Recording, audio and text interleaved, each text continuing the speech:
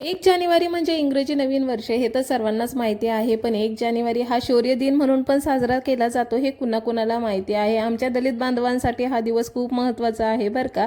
कारण तुम्हाला ही स्टोरी मी आज सांगते. ही तुम्हाला हिस्ट्री माहिती होती का? मला कमेंटमध्ये नक्की सांगा हां.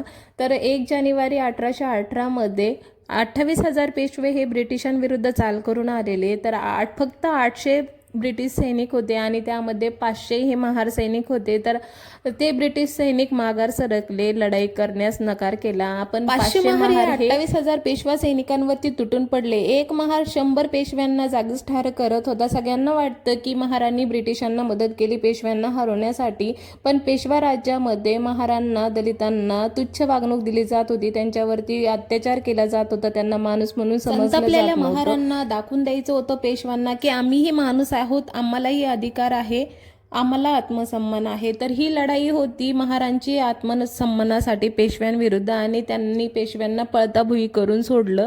तर तुम्हाला ही माहिती होती का? कमेंटमध्ये नक्की सांगा आणि व्हिडिओ आवडला असेल तर आपल्या चॅनलला सबस्क्राईब नक्की